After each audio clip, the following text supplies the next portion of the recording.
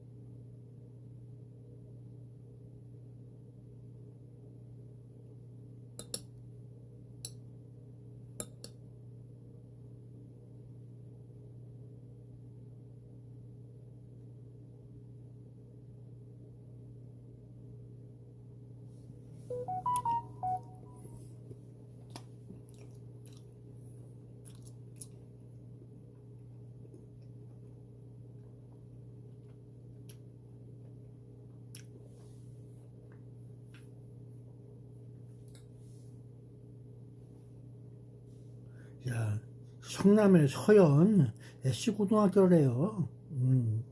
성남의 서현 SC고등학교래. 서현. 서현 나오는 연예인이 그래도 많이 있을 텐데, 좀 있을 거야. 서현. 그 이상한 애들 많이 만들어낸다는 서현역. 저기.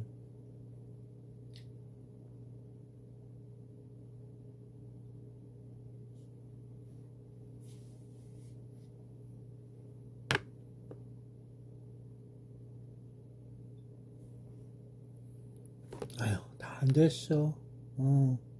이 정신과 육체가 건강해야 되는데, 시달리다 보면은 그럴 수도 있는 거야. 아유, 세상은 그럴 수가 있어. 그래서 쉬운 게 아니야. 고뇌하는 인간들이 많다. 봐야지.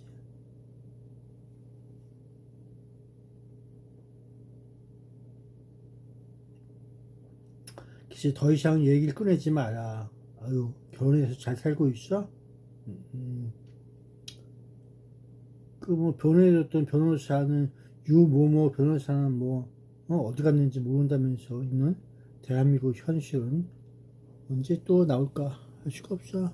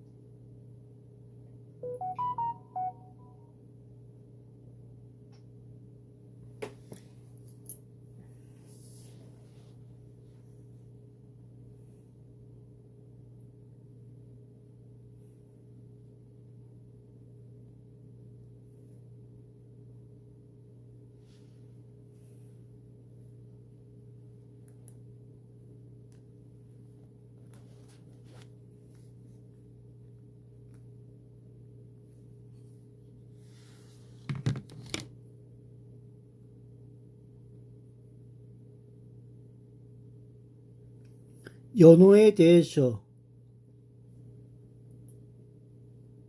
연호는 군주국가에서 군주가 자신의 치세연차에 붙이는 칭호를 말합니다. 보통 단연호 대연호 또는 원호라고도 불립니다.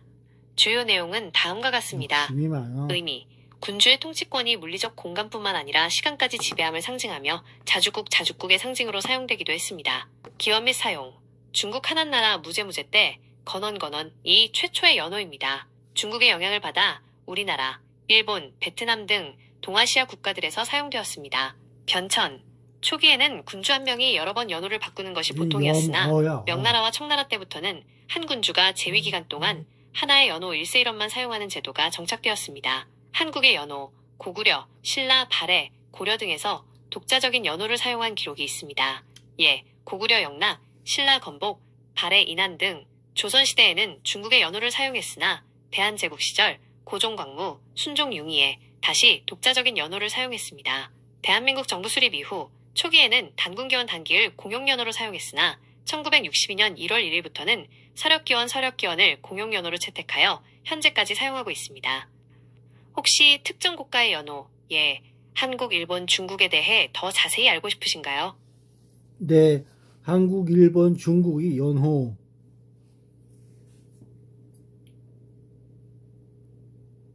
네, 한국, 중국, 일본의 연호 사용은 각 나라의 역사적 자주성 및 주변국과의 관계를 반영하며 매우 흥미로운 특징을 가집니다. 한국의 연호, 자주와 외세의 영향, 삼국시대 및 고려, 왕실의 자주성을 상징하며 독자적인 연호를 사용했습니다. 고구려, 영락, 광개토 대왕, 신라, 건복, 태화 등, 발해, 인안, 대응 등, 고려, 천수, 광덕, 준풍 등 조선시대 4대 정책에 따라 중국명, 청의 연호를 사용했습니다. 대한제국, 주권 회복을 위해 독자적인 연호를 다시 사용했습니다. 건양, 1896년, 광무, 고종, 1897년에서 1907년, 융이, 순종, 1907년에서 1910년, 현대, 1962년부터 공식적으로 서력기원을 사용하고 있습니다. 초기 대한민국 정부는 단군기원 단기를 공용연호로 채택하기도 했습니다. 중국의 연호, 기원과 1세 1원제, 기원, 중국 한한나라 무제무제 건원, 이 동아시아 최초의 연호입니다. 단연호 시대, 초기에는 한 황제가 여러 번 연호를 바꾸는 것이 일반적이었습니다. 1세 1원제, 명나라 홍무제가 홍무, 연호를 사용하면서부터 한 군주가 재위 기간 동안 하나의 연호만을 쓰는 제도가 정착되었습니다. 명명, 홍무, 영락, 말력 등, 청, 강이, 건룡 등, 현대, 1912년 중화민국 수립 이후 민국기원을 사용하고 있으며 중화인민공화국은 서력을 사용합니다. 일본의 연호, 현재까지 이어지는 전통. 1세 1원제 확립. 일본 역시 과거에는 여러 연호를 사용했으나 메이지 명치 유신 이후 1세 1원제를 확립하여 천황이 바뀔 때마다 연호를 변경하는 방식을 현재까지 유지하고 있습니다. 근현대 주요 연호, 메이지 명치 1868년에서 1912년, 한국에겐 치욕적인 한일합병을 주도한 시기, 다이쇼 대정 1912년에서 1926년, 쇼와 소화 1926년에서 1989년, 헤이세이 평성 1989년에서 2019년, 레이와 령화 2019년 물결표 현재. 특징, 일본은 현재까지도 공문서 등의 연호를 서력과 함께 중요한 기념법으로 사용하고 있는 유일한 동아시아 국가입니다. 이 영상은 한국에게 가장 치욕스러운 연호가 무엇인지 다루며 한국, 중국, 일본의 연호 사용 역사에 대한 심층적인 이해를 돕습니다. 한국에겐 가장 치욕스러운 연호는 차이나는 클라스. 유튜브 동영상 조회 내역은 내 유튜브 기록에 저장되며 내 데이터는 유튜브의 서비스 약관에 따라 저장 및 사용됩니다.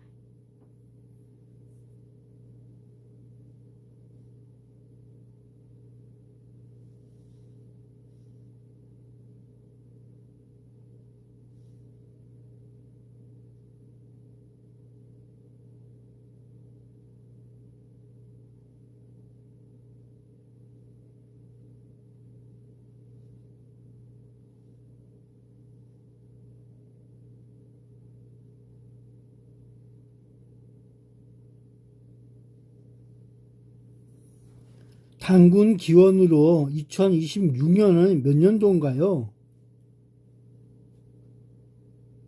서기 2026년을 단군기원 단기으로 계산하려면 서기 연도에 2333년을 더하시면 됩니다. 계산 공식은 다음과 같습니다. 따라서 2026년은 단기 4359년입니다.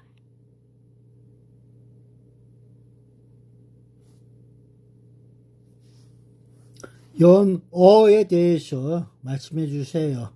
먹는 거, 연어.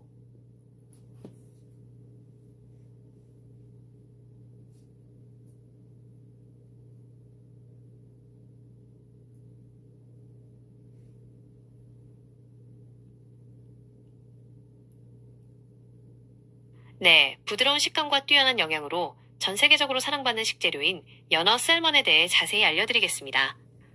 연어, 슈퍼푸드의 특징과 효능. 연어는 강에서 태어나 바다에서 성장한 뒤 다시 알을 낳기 위해 강으로 돌아오는 특이한 생태를 가진 생선입니다. 특유의 주황색 살이 특징이며 슈퍼푸드로 불릴 만큼 영양소가 풍부합니다. 주요 특징 및 영양소.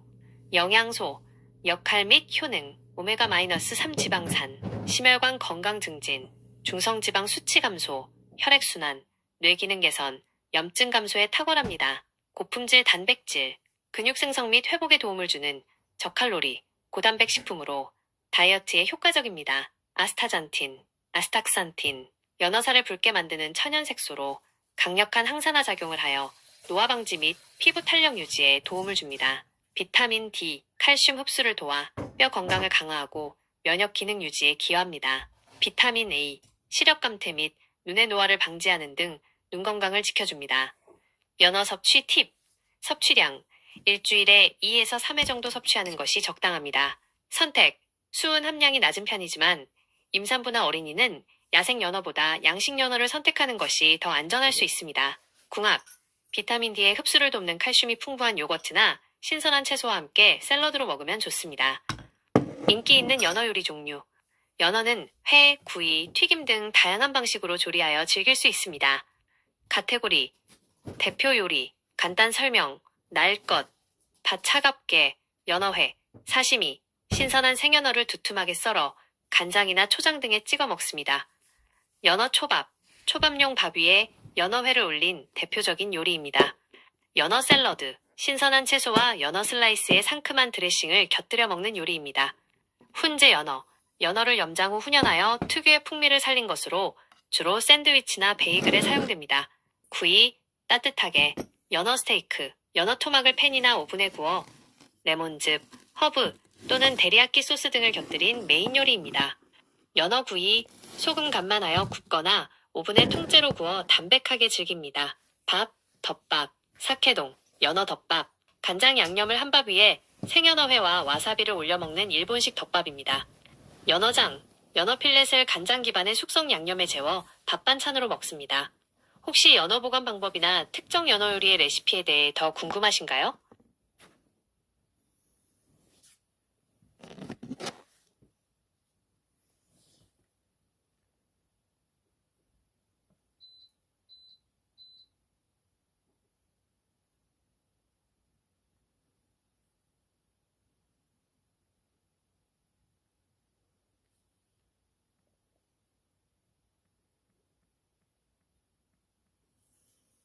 네, 잘 먹었습니다.